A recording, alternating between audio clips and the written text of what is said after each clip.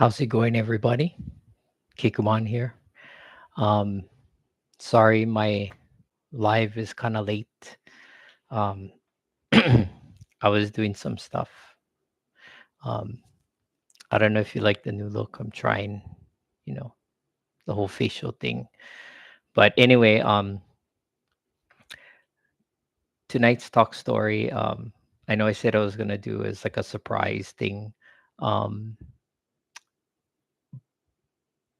but I wanted to just touch about um, the LA wildfires. Um, and the only reason I'm talking about this, um, and I'm gonna kind of tie it in with like veteran stuff, um, is because it's a significant current event right now, and um, it kind of hits home a little bit, not fully, but a little bit, only because uh, for our island we had um, the Lahaina fires, and um, they had contacted a bunch of us to talk story with the survivors. Um, like literally, that evening or the next evening, they had buses that brought over the folks to the emergency shelter. So um, anyway, um, sorry, this thing is too high. So anyway, I wanted to just talk story about the wildfires, the LA wildfires. Um, so as you've seen in the news, it's big. Um, I believe there were six fires total, or eight fires total, and I think now there's six. Um, and they're still like trying to control it. And the ironic thing is that area is pretty much like $1 million homes. It's it's like where the stars live, or at least some of the stars live.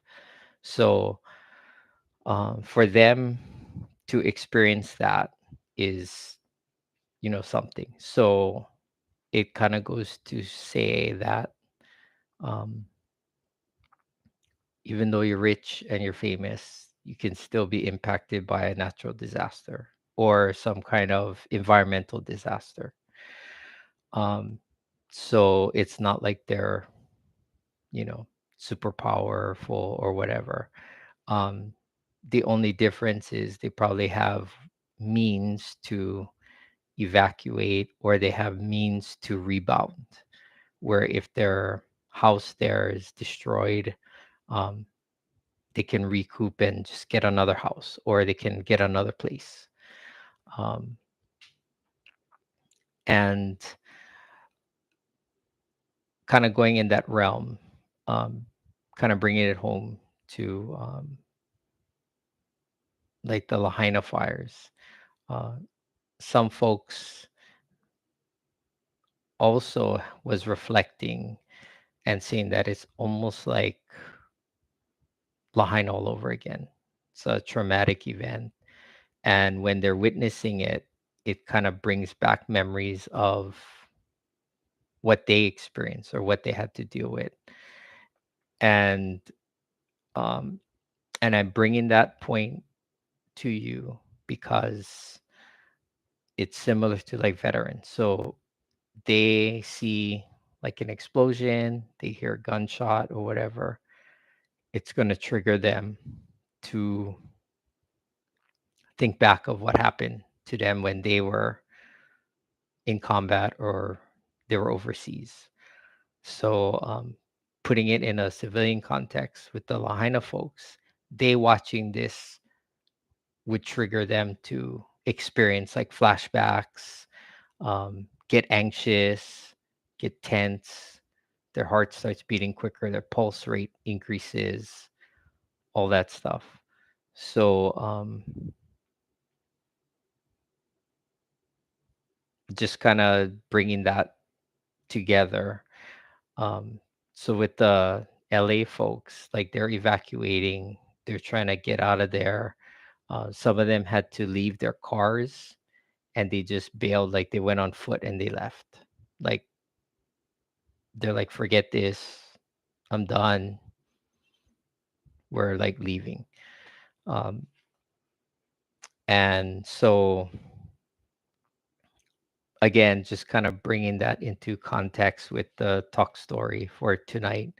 Um, it's just that trauma, that traumatic experience. And then even though um, like we're not feeling it, or I'm not feeling it, I'm not experiencing it right now, but looking at, the devastation, um, it could bring back memories of when, we're overseas and we saw like, oh, this is what happened when you know we blew up like a building or whatever, like the remnants of it.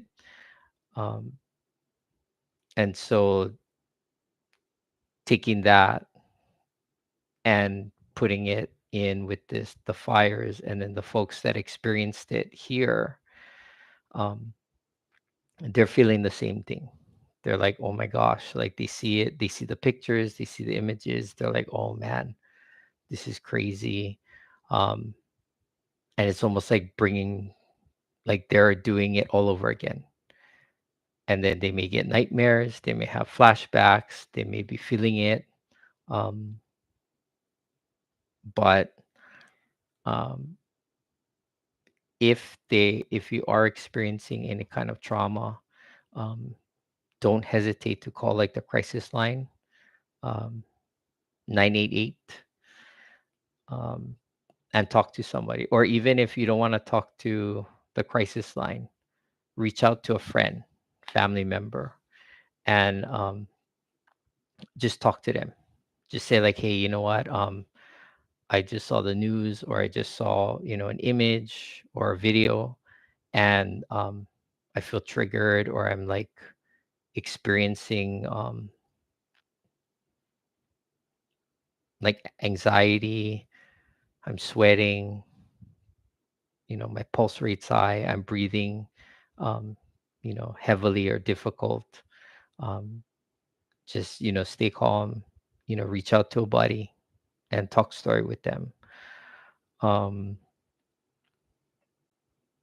and don't be afraid to do it, um, because each person experiences stress differently, and each person um, handles stress differently. So one person may be able to just snap their fingers and no problem, it's done. Like they don't have to worry, everything's all good. Or somebody may, it may take like a few hours for them to calm down. And it doesn't make that person any less than the other person that could just snap their fingers and be done with it. So again, uh, I just wanted to kind of bring this into, um, as since it's a current event, um, kind of bring this into perspective that um, even though you're not physically feeling it, or maybe a veteran that um, was a firefighter, or had experienced some kind of combat or trauma where they saw stuff exploded, or they saw that kind of devastation, and then they see the news, and then you notice that they're different. um, again, just check on them, see how they're doing. If they're like, no, I'm fine, then just leave it. But if you notice them feeling differently or behaving differently, just check up on them. Just say like, "Hey, you doing okay? Like, you good?" And then it's all good. Um, Another thing I wanted to kind of bring up, or mention, is With this, wildfire, and it's the start of the year. We're gonna have a new administration. Um, like, I guess the worry also is, how is it gonna get supported? Um, because Congress is, going in session, and they're having to like allocate money, like FEMA, all of that. And so it's like, okay, well, they just you know pitched um, Hawaii money for more recovery support for the Lahaina and Kula wildfire. Now we have the LA um, wildfire, and it's like, what's going to happen? Like, what's the support going to be for them? Um, and so there's besides our the first responders and the firefighters there, boots on ground, trying to take care of things. Um, there's still the worry of the recovery part now. It's like, okay, this is one of the biggest fires that LA has ever had, I guess in history, or close to the biggest. And so now they're like, okay, well, what are we going to do? What's going to happen? And is that going to take away from the um, funding for, um, for the Maui wildfires? And that part, I don't know. Like, I know they're working on appropriations and stuff. Um, so there's that worry too. And considering that, the homes and stuff of the folks there, it's all $1 million homes. These folks got money. Um, it shouldn't detract the fact that they still experience this trauma, and that um, they're taking a hit. So even though they're, $1 million, millionaires and stuff, um, shouldn't detract that they're still impacted, and it's still a traumatic event for them. Um,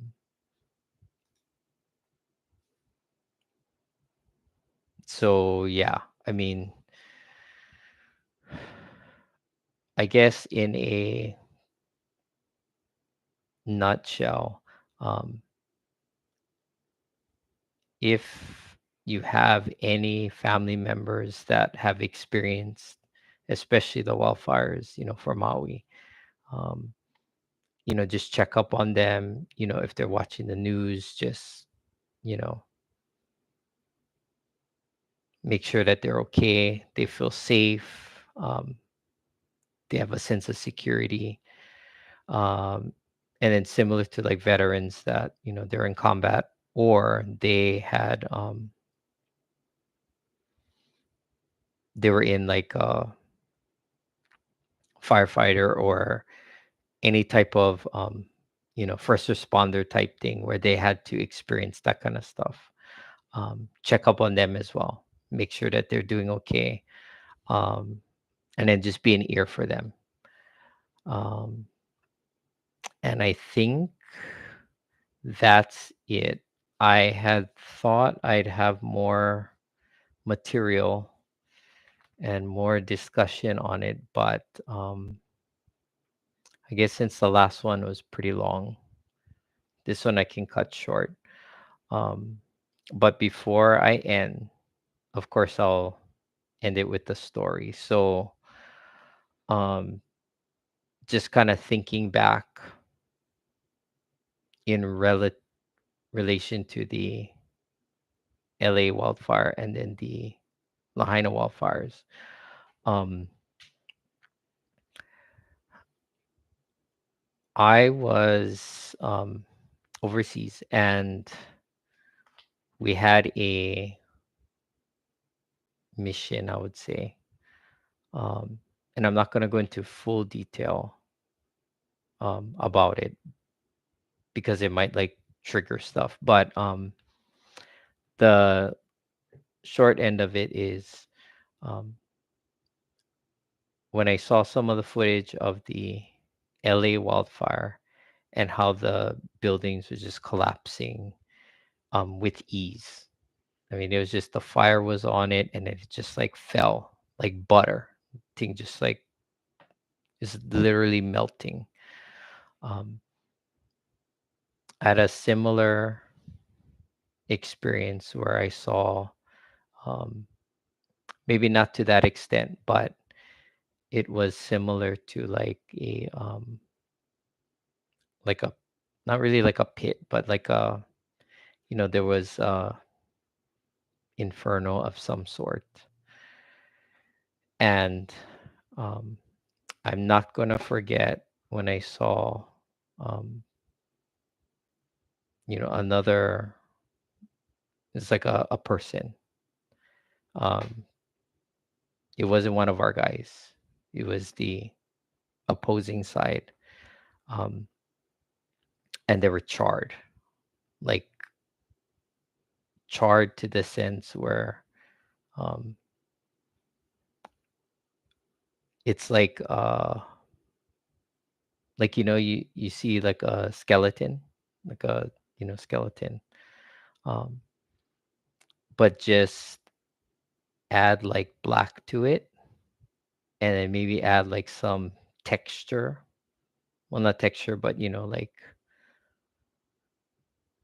like stuff. Like maybe not all the skin, but some of the skin. Um, but then it's like black. Um, and so when I was when I was watching the news and it had the fire and how one of the buildings it just kind of melted like butter.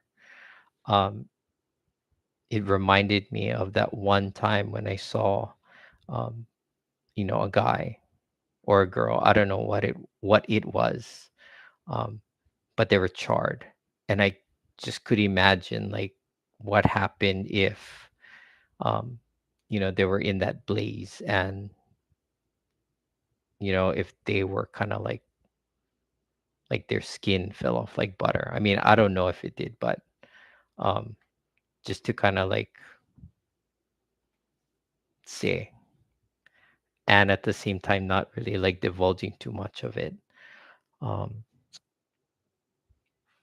but yeah, it probably wasn't related or anything, but just wanted to kind of say, um,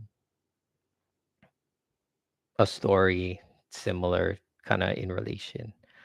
Um, but with that said, I will end this. Um, I hope you folks have a great evening, Thursday evening. And I will talk story with you again later.